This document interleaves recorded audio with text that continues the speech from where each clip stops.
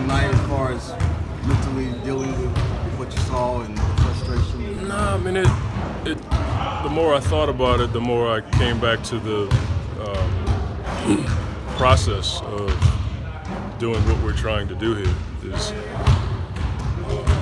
put in a system that is sustainable, improve habits, getting our guys to play consistently while changing up a lineup that is a huge shift for us. So, yeah, I mean, it's frustrating for everybody to lose games that you feel like you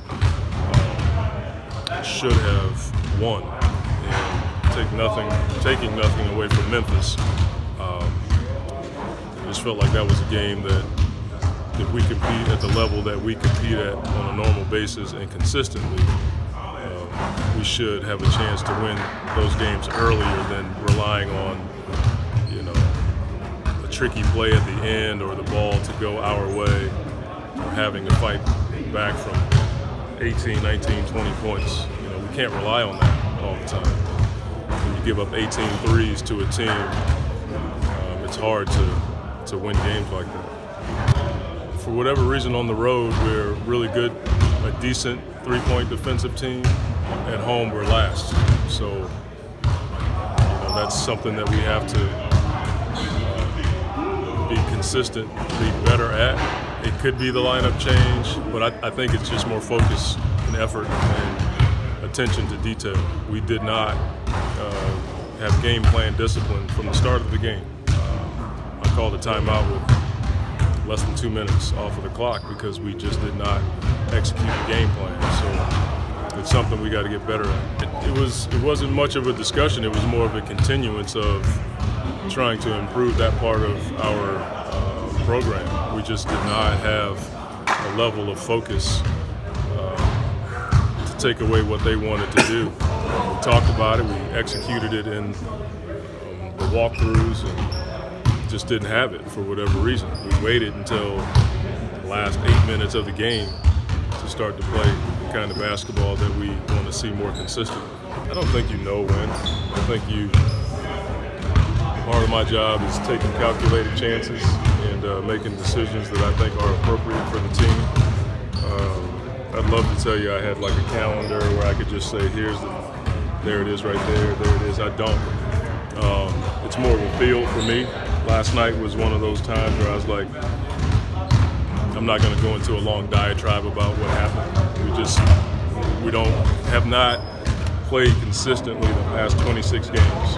The first 10, we were a team that everybody was like, oh my gosh. The last 26, it's like, oh my gosh, oh my gosh, oh my gosh. You know, we've had that kind of, and to be straight, like that is part of the process. I mean, you hate it, but we have to be relentless and persevere and keep pounding the rock through this whole deal, and it will break.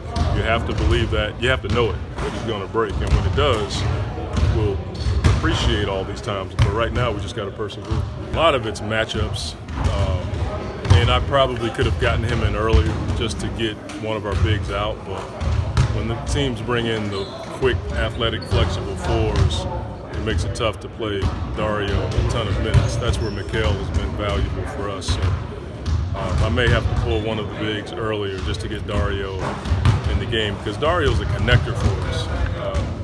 When he's in the game, the ball moves. The last 10 games, we averaged 291 passes. Last night, 276. The first 10 games of the season, we're at 322.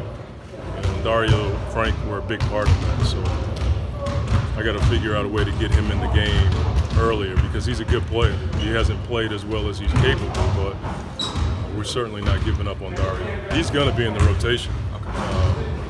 Whether or not I change the lineup, we're not there yet. I don't want to be going back and forth with lineups. Like, I don't think that's smart. It's a little bit of that, but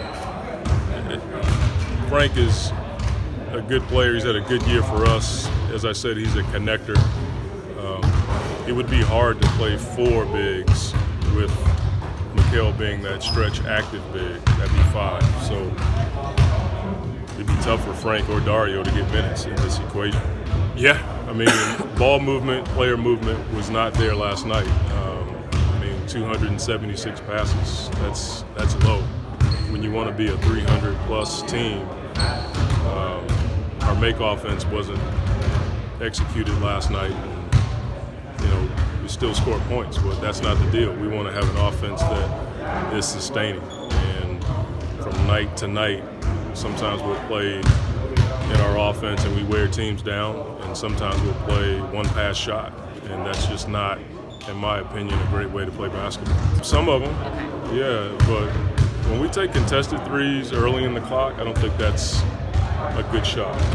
Analytics will tell you otherwise, but analytics doesn't study body language and team chemistry when guys are taking shots like that. If they had a matrix for that, I'm sure it'd be low.